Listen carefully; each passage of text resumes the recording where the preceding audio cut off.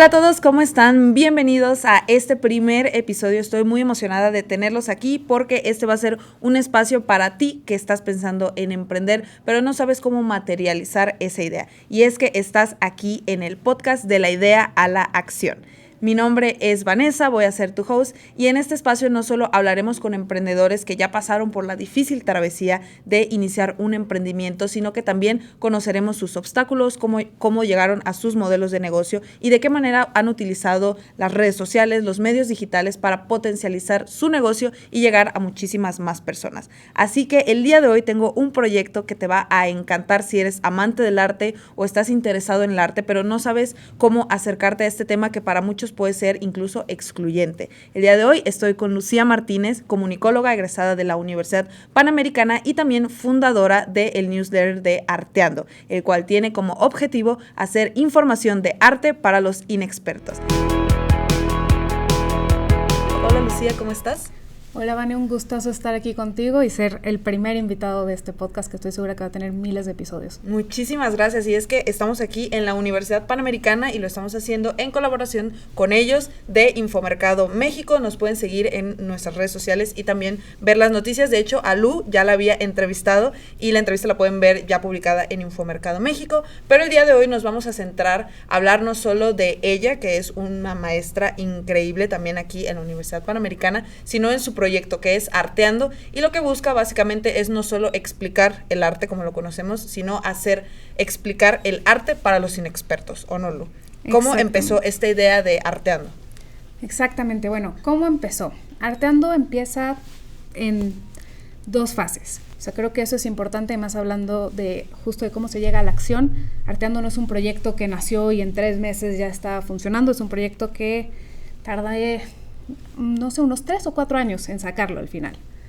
Todo empezó, yo era reportera justo de sociales y cubría mucha parte de cultura.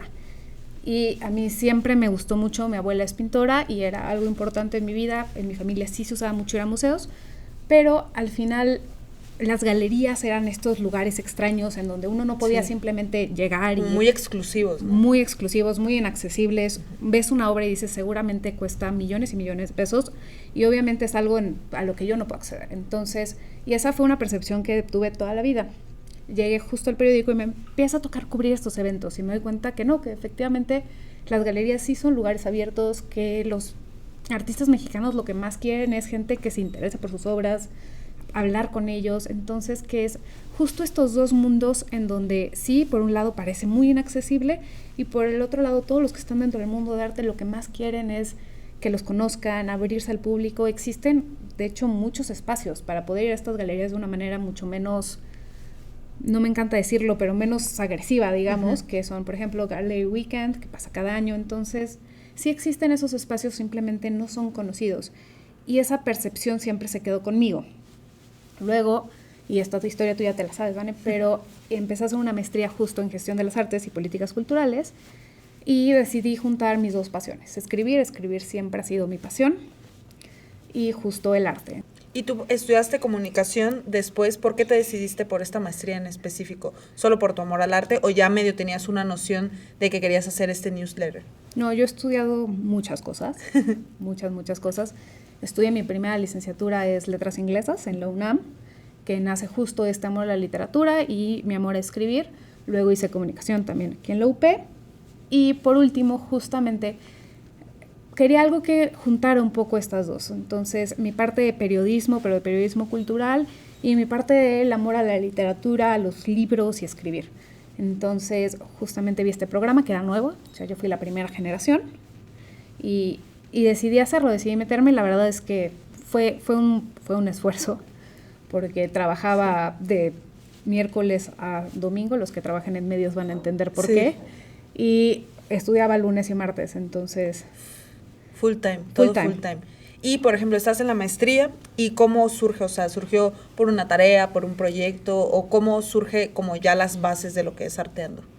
Pues justo surge primero de muchas pláticas. Dentro de la maestría, pues mucho de lo que hacíamos era justamente, no eran estas clases donde tenías al profesor explicando, sino que sí había mucha conversación. Y ahí también me di cuenta que inclusive dentro de las personas que amamos el arte, sí se sigue sintiendo ese espacio muy cerrado. Entonces, y que muchas veces creemos que si vamos a ir a un museo y, por ejemplo, vamos a leer esta explicación curatorial que existe, es un poco inentendible. Entonces, dentro de esas conversaciones surge un poco esta idea y obviamente también como un proyecto final, que además eso me ayudó muchísimo porque tenía pues grandes asesores, que creo que eso sí es partiendo del emprendimiento, eso es un consejo que yo le daría a todos los emprendedores. Júntense con gente que sepa, con gente que ya lo haya hecho, con gente que les va a servir de mentores. A mí en este caso tuve muchas personas que justo como era parte de la maestría estuvieron atrás de mí, me ayudaron y creo que eso es básico, tener a alguien que sepa que se puede y que ya lo haya hecho y que esté detrás de ti. Sí, tener y también otra opinión, ¿no? De, oye, Claro. paso 1, paso 2, que nunca es lineal también esta parte de emprender. Y, por ejemplo, ¿cuáles son los desafíos que tú te enfrentaste al inicio de cuando empieza tu emprendimiento? ¿Cuáles crees que fueron los desafíos más grandes? El desafío yo creo que sigue siendo el mismo, es justo el tiempo. El saber que como emprendedor le tienes que dedicar el tiempo y es algo que si tú no te haces, el emprendimiento no va a seguir, no va a funcionar. ¿Por qué? Porque es algo completamente tuyo. Aquí sí ya no tienes a nadie atrás de ti, a nadie que te va a decir, ahora te tienes que mover o hoy tienes que terminar esto, entonces... Ya no está el manager, el jefe, el deadline es el que tú pongas, ¿no? Nadie, Y ya está en ti si lo cumples. Y, ok, entonces tienes la idea, sabes cómo la vas a accionar. Literal, ¿cuál fue la primera pieza que salió de Arteando y cómo fue esa primera pieza? ¿Cómo fue el proceso creativo para que saliera? La primera pieza fue sobre Frida Kahlo, fue sobre una pintura y ahorita les voy a platicar más de esa historia, pero justo antes de esa ya había escrito otras varias y hubo una que me encantó y ahorita les platico un poco de por qué es importante y por qué salió en el momento en el que salió, fue del patrimonio cultural. Entonces creo que esa fue la primera que hice y me tardé muchísimo tiempo haciéndola, pasó por todo el mundo y esta es otra clave también, tener todos tus focus groups posibles. Entonces esa primera pieza que hice pasó por mis tías, mi mamá, mi hermana, mis profesores. O los filtros más fuertes. Todos.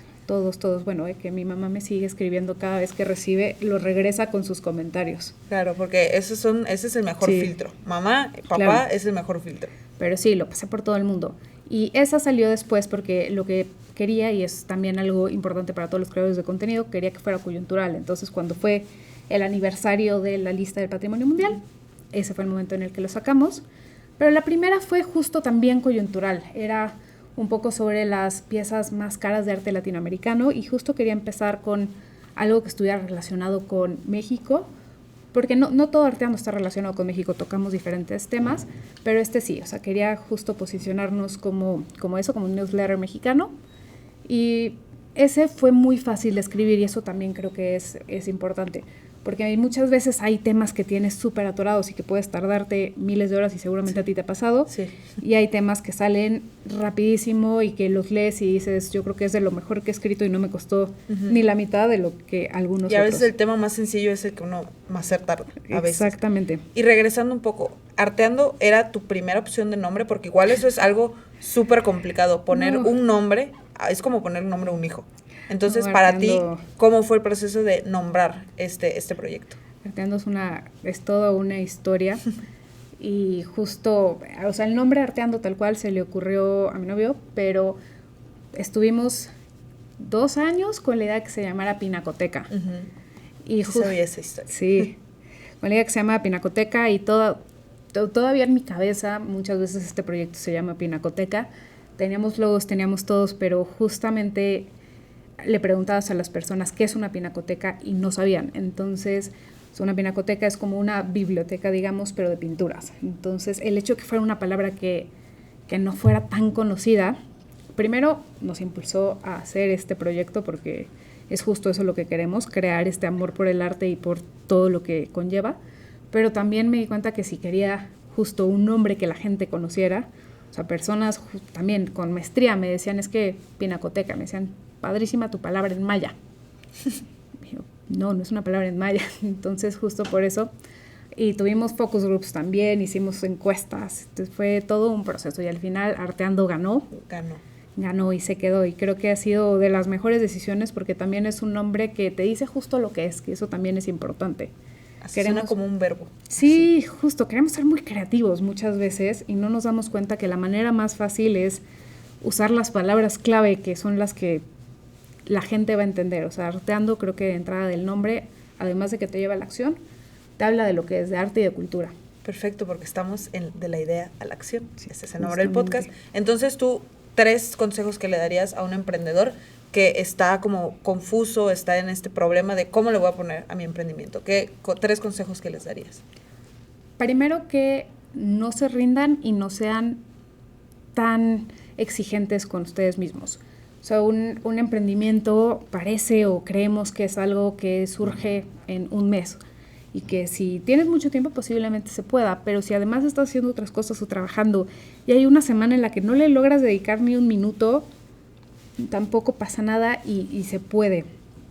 Y eso, no ponerte tanta presión en ti mismo y disfrutar el proceso, hacerlo a tu ritmo. Eso fue igual una de las recomendaciones que en algún momento me hicieron. Yo estaba muy estresada de que tenemos que salir y tenemos que lograrlo para una fecha mágica que yo me había puesto en mi cabeza, que obviamente no pasó. Y no tenía ninguna, o sea, no había ninguna razón real por la cual te digamos que salía ese día, pero yo me lo había puesto como una meta. Y al final me dijo, no, también disfruta de este proceso, disfruta tu emprendimiento y lo que estás haciendo y lo que estás aprendiendo. Entonces eso, no ser tan exigentes con nosotros mismos, no dejarlo, porque muchas veces estos grandes emprendimientos se quedan en 3 semanas de trabajo y luego lo abandonamos y luego 5 años después vemos que alguien sacó nuestra idea y nos queremos morir. Y súper exitoso. Sí, entonces no dejarlos y hablarlo con todas las personas que los vayan a escuchar, porque todos tienen consejos que les pueden servir. Hay muchas veces que se vuelve un poco frustrante porque posiblemente la gente no entienda tu emprendimiento, pero también todos van a tener algún consejo. Tener mentores es lo más importante para mí. No somos expertos en todo, entonces si por ejemplo la parte legal, o sea, Arteando es un emprendimiento muy sencillo y sin embargo teníamos que ver toda la parte de datos personales, porque lo que queremos es justo que sea una lista muy transparente de datos y que esté regulada con los estándares internacionales. Entonces era muy sencillo y sin embargo yo no tenía ni idea del trabajo que iba a conllevar. Sí, no, de absolutamente nada de datos personales. Entonces juntarte con personas que saben, que te pueden ayudar en estas partes. Tampoco tenía mucha idea de finanzas y de cómo armar un presupuesto y todas esas partes. Y también, entonces, tener mentores y hablarlo con quien te deje hablarlo. Creo que eso es algo padre también de emprender, que lo podemos platicar y pues surgen ideas y algunas no serán muy buenas, pero hay algunas otras que posiblemente te ayuden. Pero te inspira también esa parte. Y ahí también uno mide qué tanto no sabemos de arte. Incluso aquí en México, pues es un país pues súper rico en cultura, en arte, pero mucha gente, me incluyo, tal vez lo vemos justo como algo muy lejano, o que tienes que estudiar 5 o 10 años para saber o hablar de arte. Entonces tu emprendimiento es muy interesante porque habla de arte a un nivel que cualquier persona lo puede entender. Pero siguiendo con esta parte que tú hablas, hablemos de lo bueno, el modelo de negocios. Porque suena muy bien, la parte creativa creo que ya la tenemos bien cimentada, pero ¿cómo funciona el modelo de negocio de Arteando? O sea, ¿cómo tú lo planeaste? O sea, ¿siempre iba a ser un newsletter o iba a ser un sitio? ¿Cómo funciona tu modelo de negocio y cómo llegaste a ese modelo de negocio? Siempre ha sido un newsletter, porque esto es importante. Los newsletters creemos que son algo obsoleto y sin embargo en México no. O sea, estamos arriba del estándar mundial. Mundialmente el 17% de las personas consumen newsletters todos los días y en México es el 18% y en Estados Unidos el 22%. Eso según el Reuters Digital News Report de 2022, creo que es el último que hemos tenido. Entonces creo que eso era importante, no quedarnos, por ejemplo, obviamente tenemos redes sociales, pero que no se quedara solamente ahí, el tener otro tipo de producto periodístico. Y tenemos grandes ejemplos de newsletters en México que han funcionado y que también fueron una gran inspiración para esto. Yo tenía muy claro, obviamente, como todas las personas de comunicación, de la parte del contenido y la parte creativa y la parte de la importancia que tenía el contenido. Sin embargo, la parte de negocio es un poco más complicada, por lo menos para nosotros. Sí.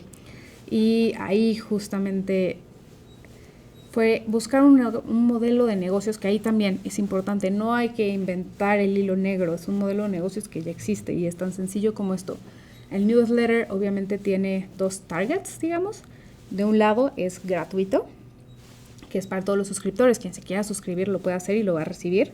Y por el otro lado, lo que buscamos es tener estas alianzas tanto de contenido nativo, que sea contenido que nosotros produzcamos, pero que sea sobre alguna casa de cultura, alguna biblioteca, algún otro negocio, o inclusive pagado, o sea, tan sencillo como el traído a ti por, que hemos visto y que conocemos y que creemos que ya no existe. Entonces, ese es el modelo de negocios, es un modelo de negocios en donde tienes dos targets. Por un lado vas a tener al suscriptor, que te va a ayudar, a hacer esta balanza y que te va a traer a toda la parte de publicidad y contenido nativo. ¿Por qué escogí este modelo de negocios? Porque aunque es un esfuerzo a largo plazo, o sea, no vas a empezar con publicidad y efectivamente tienes que tener una base de suscriptores antes de poder empezarlo a vender, también creo que es una manera de poder hacer la misión de Arteando. O sea, nuestra misión es llegar a la mayor cantidad de personas posibles. Entonces, si no era contenido gratuito para los suscriptores, la misión no iba a ser real. Entonces, así surgió y costó mucho trabajo y fueron muchos días de hacer, no sé, seguramente todos los emprendedores lo conocen, yo no lo conocía en su principio, pero se llama Canvas, que es... Dejen en los comentarios, sí, saben qué es. Que sí, son muchos cuadritos en donde uno tiene que poner cuál va a ser el target y cuál va a ser el modelo de negocios y todo, es todo un rompecabezas. Y me tardé, yo creo que 1 mes y medio, según yo ya lo tenía todo clarísimo cuando me senté a hacerlo. No. Entonces sí, seguro los emprendedores lo van a entender y lo han hecho, pero surgió con mucho trabajo. Pero salió. Fue lo bueno, salió sí. Y ya está materializado. Y algo muy interesante que me dijiste en nuestra entrevista, que tú te comunicas con los artistas, con estos espacios culturales. ¿Entienden el proyecto en una primera instancia o se los tienes que explicar? El newsletter es un proyecto complicado de explicar porque la gente no entiende muy bien de qué va si no vienen de comunicación o si ya están suscritos a uno. Pero creo que también es un proyecto que cuando lo ven todo el mundo se ha emocionado y en esta parte te puedo hablar más de los suscriptores porque es lo que más hemos tenido y lo que más hemos ahorita impulsado. Justo la idea de Arteando es usar este primer año para tener todos los suscriptores posibles y de ahí empezar también esta otra parte comercial, que eso también es importante. Como emprendedor no empiezas con, obviamente, ganando dinero y tienes que ir poco a poco.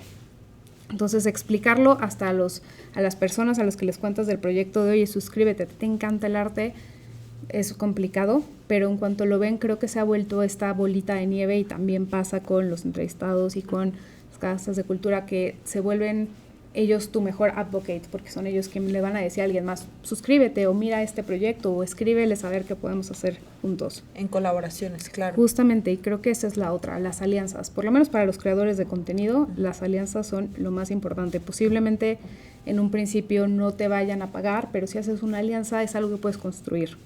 Y en la parte creativa, ya pasamos a la parte difícil, los negocios. Ahora pasemos a la parte divertida, la parte creativa, que creo que, tu experiencia como comunicóloga, como reportera, se te hace más fácil. A mí en lo personal también se me hace un poco más fácil. ¿Cómo seleccionas el contenido? ¿Cómo ahora sí que curas todo el contenido que se publica en Arteando? Muchas veces por días internacionales. O sea, por ejemplo, obviamente ahorita con el Día Internacional de la Mujer sacamos contenido al respecto, pero muchas veces también de feeling. Yo siempre he dicho que escribas lo que a ti te gustaría leer o produzcas lo que a ti te gustaría ver o hagas el documental que a ti te encantaría encontrarte en Netflix.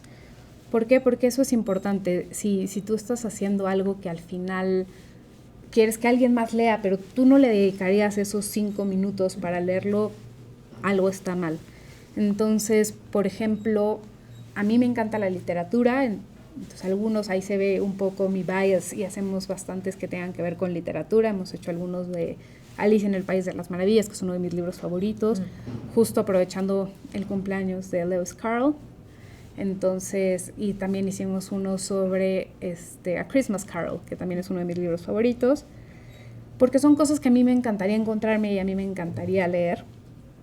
Y depende un poco. Muchas veces vemos, por ejemplo, quién es el cumpleañero de la semana para ponerle un poco, o algunos se han dado solos.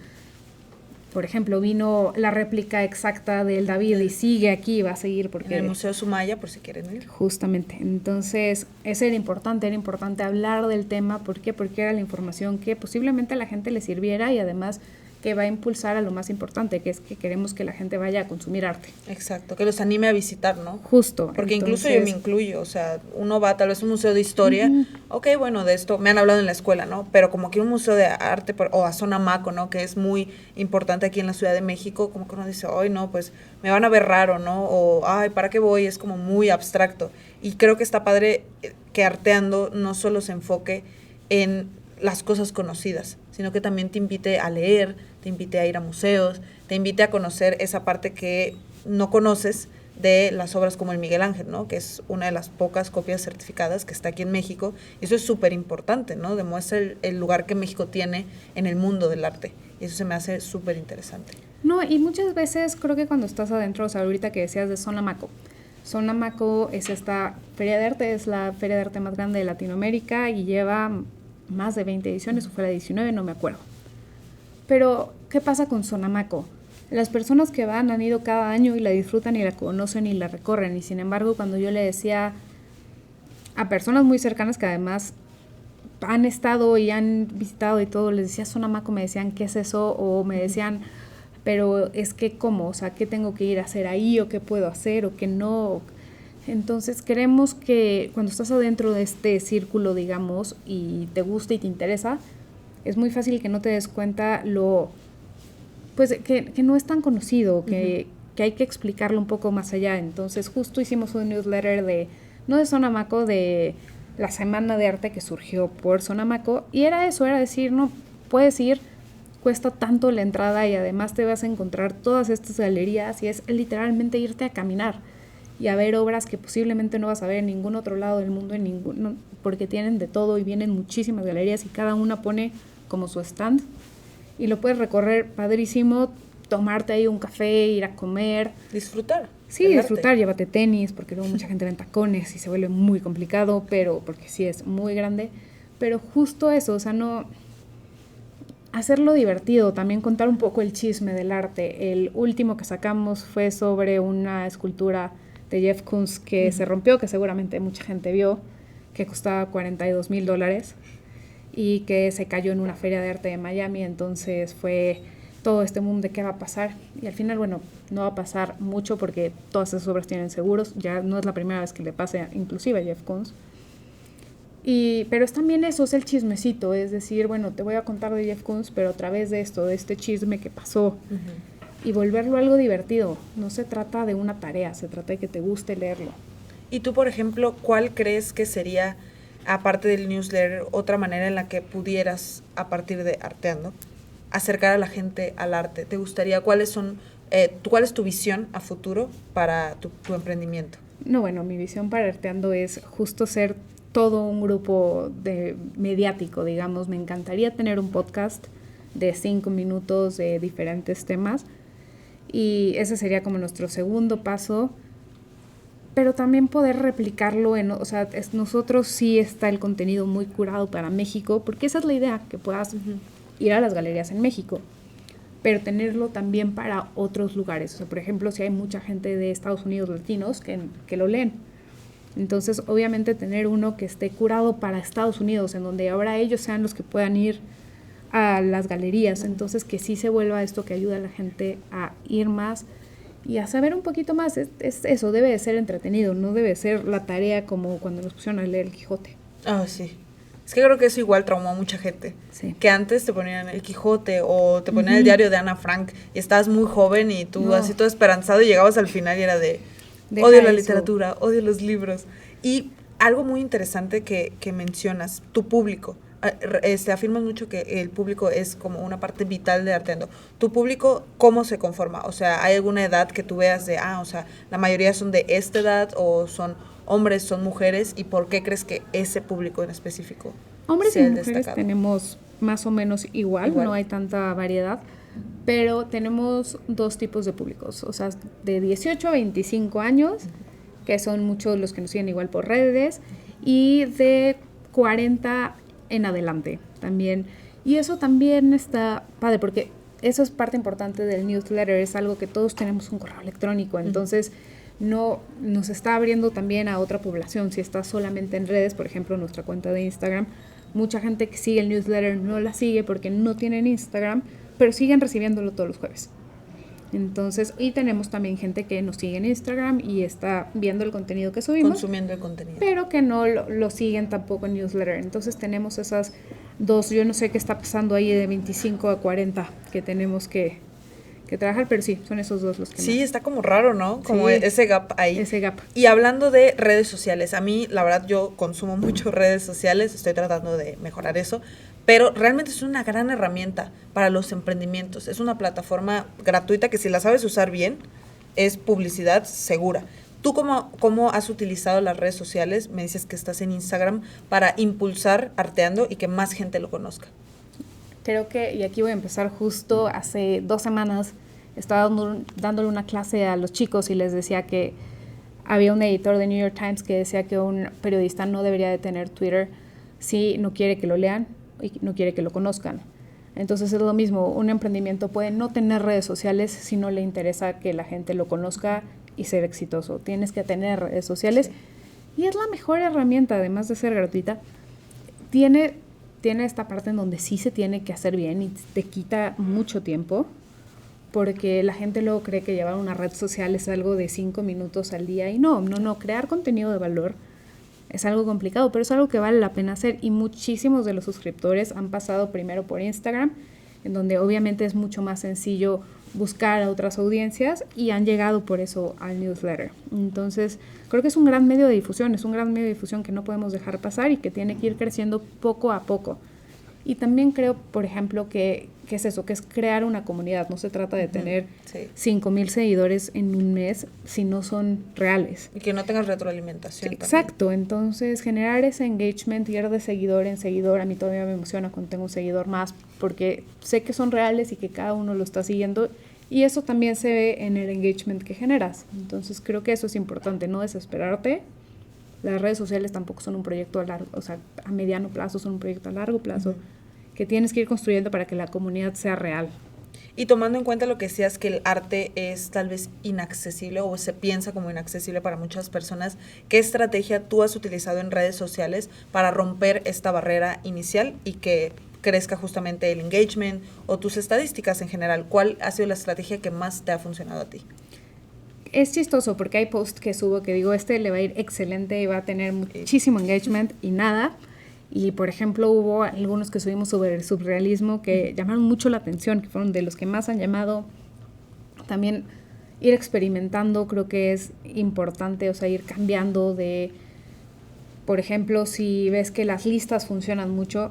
O sea, yo lo que hago, y siempre ha sido mi manera de ver el contenido, es yo hago lo que yo sé que me gustaría consumir o la gente a mi alrededor le gustaría consumir. Y eso ha funcionado. Las listas, por alguna razón, funcionan mucho. ¿Listas de qué tipo? 5 datos de 3 cosas. Entonces, eso nos encanta a todos. Creo que es una manera mucho más ordenada de si tú ves un post de 3 artistas que debes de conocer, es mucho más sencillo que tú le des follow y le des like y todo, que si ves algo así como te voy a explicar quién es Botero y por qué es importante. No, se trata de hacerlo entretenido, de hacerlo liviano. Entonces, eso nos ha ayudado y estar experimentando todo, o sea, con horas, no sé por qué, aparentemente subir los lunes muy temprano ayuda mucho. Sí. Cuando uno pensaría que no, pero... Como que la gente quiere contenido para amenizar la semana. Para amenizar la semana. Sí, es bien interesante, igual el algoritmo. ¿Has pensado estar en TikTok o en otras redes sociales como YouTube? Sí, justo nuestra siguiente red yo creo que justo va a ser TikTok, pero también, y esto es otro consejo para emprendedores, no tienes que empezar con todo y creo que hasta que sienta que Instagram ya tiene una base fuerte y estamos haciendo y creando contenido de valor que lo podamos manejar, vamos a expandir a otra red. O sea, no intentar comerse el mundo en un día porque si eso se intenta no vas a lograr mucho y es mucho más fácil frustrarse. Y algo importante, empezar. O sea, eso es lo difícil. Porque uno siempre está, lo voy a hacer, lo voy a subir, voy a hacer esto, pero... el más básico de todos, hagas lo que hagas, empieza. Eso es lo más básico. Sí, cuando salió Arteando, salió el 10 de octubre. Y yo decía, no, me hace falta, la página web todavía no está exactamente como la quiero y el diseño del newsletter no es el definitivo y me voy a esperar porque me hace falta ver que el logo esté justamente de este lado. O sea, no, porque sí, es más fácil ir cambiando y creciendo un emprendimiento y que vayamos evolucionando. Si no me aviento nunca a lanzar este primero, porque ya lanzando el primero, pues ya tengo esa necesidad de cada jueves sacar uno.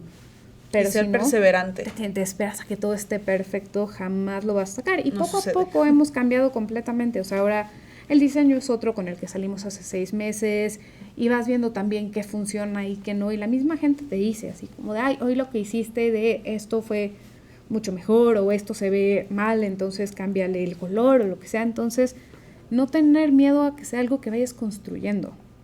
Y algo muy importante que todos, seamos emprendedores o no, con lo que nos enfrentamos, la crítica. Sí. La crítica, el famoso hate, la cultura de cancelación, como lo quieran llamar. ¿Tú cómo lidias con la crítica hacia lo que tú publicas en tu emprendimiento o a tu emprendimiento como tal? ¿Ha sido mucha? ¿Cómo la manejas? ¿Qué consejo le darías a las personas que pues tal vez son un poco más aprensivas a empezar justamente por como que ser foco de la crítica? Creo que puedes ser criticado en cualquier cosa que hagas. Si tienes un trabajo formal, digamos, de 9 a 6 de la tarde y vas a una oficina, te van a criticar igual que si tienes un emprendimiento. O sea, de la crítica nadie nos escapamos. Lo importante es creer en lo que estás haciendo, entender tú por qué lo estás haciendo y ahí esa es la diferencia. O sea, si a mí me dicen es que esto no me gustó o esto no debe ser así o no entiendo por qué estás... Creo que tiene que ser algo que uno aprendas de ello, porque muchas veces la crítica o sea, no nos gusta escucharlo porque no estamos acostumbrados, pero tiene una razón de ser. Y muchas veces las personas lo que quieren es decirte que está mal, pero también te van a ayudar a mejorar. Entonces, creo que escucharlo es importante. Y por el otro lado, tomarte las cosas de quien viene. Si es alguien que no entiende realmente tu emprendimiento, también creo que es una voz que posiblemente, una de dos, o sea, lo tienes que explicar bien y después ya escuchar sus comentarios, o simplemente dejarlo como lo que es un comentario al aire. Entonces, sí, la verdad es que yo me emocioné, solo hemos tenido un hater. Cuando uno tiene haters, sabes que estás haciendo algo bien. Y me emocioné mucho, entonces... ¿Por qué? Porque dices, bueno, que la gente esté justo buscando los errores en lo que estoy haciendo, y es algo que también les digo a los niños, pues que justo con el periodismo digital estás ahí a que te critiquen, porque ahora se puede hacer y está bien. Y es importante que podamos ser lo suficientemente genuinos y buenos investigadores para decir, ok, me equivoqué. En este caso era una opinión que no tenía nada que ver con el contenido tal cual, pero eso, o sea, creo que es algo importante del contenido, y es que ahora la gente te puede decir si le gustó y no, y eso está bien. Ya no estamos en ese momento del periodismo en donde los periódicos estaban cerrados y imprimían y nadie sabía qué veía, así que no, ni qué opinaba el lector, no, ya perdimos esa barrera. Sí, y eso está bien, eso nos va a hacer mejores. Y si, por ejemplo, subí uno sobre la Casa Azul y alguien agregó comentarios así de, también podrías decir esto y esto, entonces fue justo una retroalimentación a que se sume más información, y eso también está padre. Como tienes críticas, tienes personas que van a sumar. Hay de críticas a críticas también, o sea, hay gente que sí es puramente hater. Hay haters, pero sí, yo sí me emocioné mucho cuando tuve mi primer hater. Así sabe uno que está haciendo las cosas bien. Y a mí la verdad que los contenidos de Arteando me gustan mucho. Como dije, tuve la oportunidad de entrevistar a Lu previamente y ya nos contó toda la parte del emprendimiento, pero ahora vamos a poner a prueba a Lu, Arteando, porque le vamos a hacer unas preguntas rápidas y no es nada sencillo, bueno, sí, tal vez espántate un poquito, pero van a ser preguntas rápidas para cerrar de una manera más dinámica. Y pregunta número 1, si pudieras colaborar con un artista, vivo o muerto, el que tú quieras, ¿quién sería? Andy Warhol. ¿Y por qué?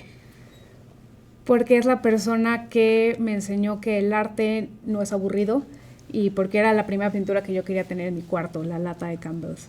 Sí, es maravilloso sí. Artista Andy Warhol. Me encanta que sea así como ser así de irreverente. Justo acabo de ir al MoMA y mi novio se compró el print de la lata, porque sí, o sea, es algo que te hace sentir que el arte no está alejado de ti. Aquí lo envidiamos, al novio lo envidiamos.